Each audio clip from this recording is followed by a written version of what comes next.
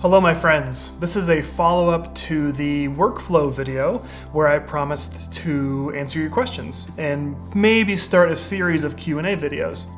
The first question comes from Samuel. What are the specs on the tower you use for VR? The specs for my PC are on the channel About page. You can check it out there. Next question comes from Aero Tactics. What are your thoughts on Valve's leaked VR headset? My thoughts are, I'm very excited. That's my thoughts. For those of you that don't know, some images were leaked online that allegedly show a rumored VR headset that Valve is making with all kinds of bells and whistles and such. And I think it's only good news, and I find it very exciting. We need more competition with the VR hardware. Having to choose just between Oculus and HTC and maybe Pimax, we need more options, definitely. So whatever they can bring to the table would be very welcome, in my opinion. And unfortunately, I mean, will it be 2019? Will it be 2025? Like when, if or when would this thing ever come out? Anyone's guess. So, but if it's true, I'm very excited about that. Okay, the K-Locker asks, how do you choose the games you review? Do you buy and play a lot of new games and then choose from there? Are you constantly looking at new game releases? I get my games from three places. Primarily, developers email me directly asking if I will play or review their game, so that goes straight into my inbox, which is pretty great. Second source is through my Steam curation page. Steam has recently set up a system called Curator Connect, and it's a very streamlined way of developers getting their games to curators. And so I go on that curator admin page and I can just click on a game that has been offered to the curation page and it ends up in my library. And that's a pretty convenient little source as well. And the third way is, yes, I am constantly checking the Steam new releases because there's just so many games coming out so fast that it's really easy for a quality title to slip between the cracks. So I am always looking at the new releases, and if something looks really fascinating to me, I'll wishlist it and either buy it on sale or I'll email the developer stating, hey, this looks really interesting, I'd like to review your game. And about half the time I get a response on that. So yeah, that's how I currently find games. Next question from Tommy Kasperson. Are there any games you keep going back to play again and again? Yeah, I feel like this is kind of an obvious answer because of how long of a Let's Play I have on it, but that would be Skyrim VR. That is my #1 favorite by a long shot. Recently, Windlands 2 I've greatly enjoyed, and that's competing for first place, but with Skyrim, yeah, I go into detail in my top 10 fall video as to why it's #1 for me, but it's just so massive and beautiful at the same time that I just keep going back again and again, and with the mods you can install and to see new continents and new quests, it's just such a massive game, and with the music and yeah, it's my #1 by a long shot. I feel the most immersed in that, and I feel the most transported and most teleported to another place. So, yep, that's it for me. Next question. Eric K asks, if doing 3D in real life, do you use Cinema 4D with After Effects? So that's in response to my day job, which is as a freelance animator.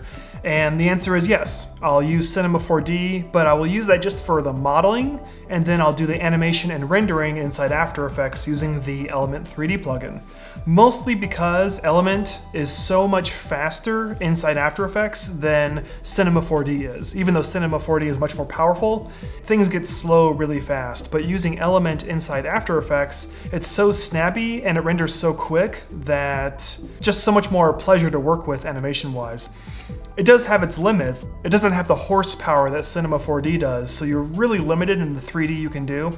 But the 3D I do is usually pretty simple anyway. It's usually blocky things or text or machinery type things. Most of the time, Element 3D inside After Effects does the job. Spy T Gamer asks, what's the most immersive / scariest VR game you have experienced? Well, I usually steer clear of scary games in VR because VR is so good that a scary horror game is just too legit. Like, no way. Like, I might watch a scary movie every now and again, but scary VR, it's just, no, it's too legit. Like, the idea that I could turn around and see something actually standing behind me, No, I steer clear of that, but when it comes to most immersive, I would say same answer as before, Skyrim VR. I feel it to be the most immersive, and I feel like I'm actually in a magical world when I play that. So there you go. Cole Van D asks, why do you use the Open VR capture? Well, that's actually a recent change. For a long time I was recording using the display mirror window off of Steam. But every once in a long while, the game starts just fine. As I'm looking at OBS, I can see it's recording and things are running smoothly. But after I hit play and after the game loads past a certain point, the capture will freeze if it's capturing from the Steam VR window. And it's incredibly rare, but when it happens, it would drive me absolutely bonkers because you do like an hour let's play or a long recording for a review and it turns out, nope, the footage was frozen. It didn't work. But switching to OpenVR capture, that doesn't happen anymore. Even going back and replaying games where that would happen consistently, that doesn't happen capturing it through that method. So that's the biggest reason why. Next question. Andreas Aronson asks, and I'm really sorry if I'm mispronouncing your name, I apologize. Questions A, do you write scripts for your voiceovers or do you improvise? I write scripts for all the voiceovers.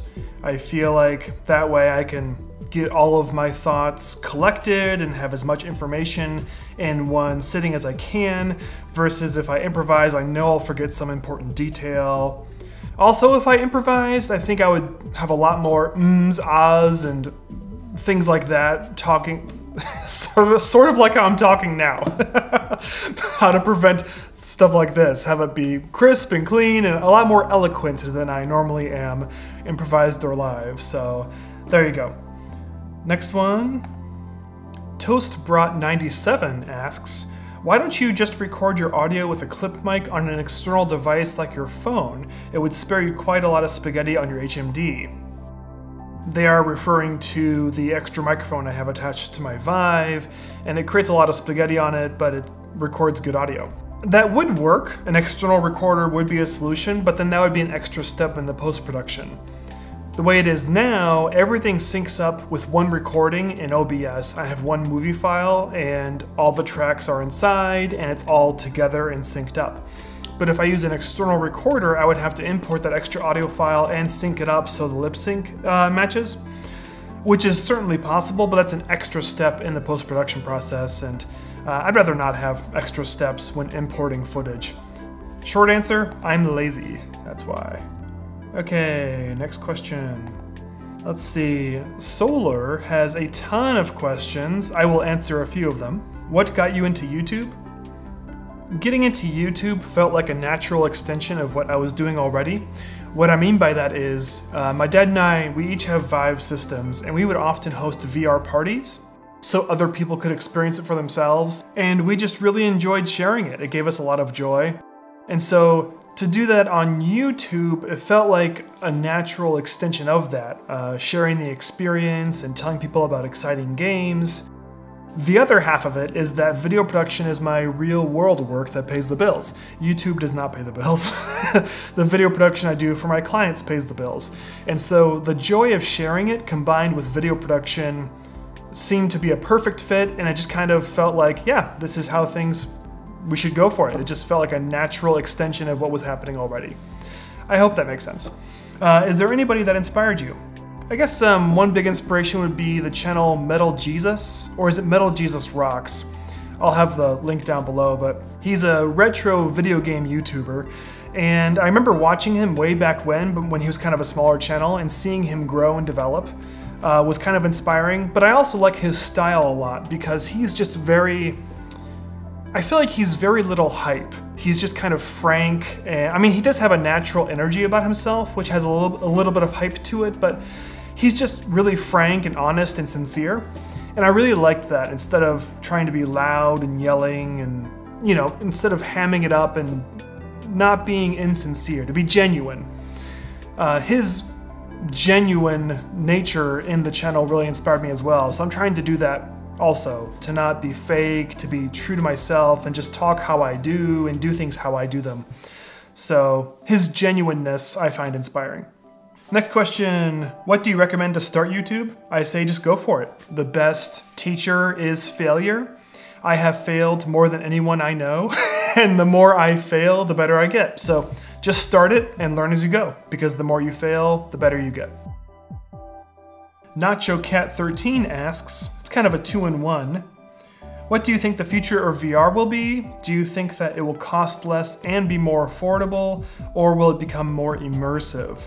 I'm gonna actually say yes to all the above. I don't think those are necessarily mutually exclusive. I think it can be more immersive and more affordable at the same time. I think a good example of that is the Oculus Quest that's coming out in 2019, because it'll be just 400 bucks, you won't need a PC to run it, and it'll be completely wire-free. Now, granted, it'll be a little less powerful, you won't be able to play Fallout or Skyrim on it, but the fact that it's a step up in ease and convenience, and also much cheaper.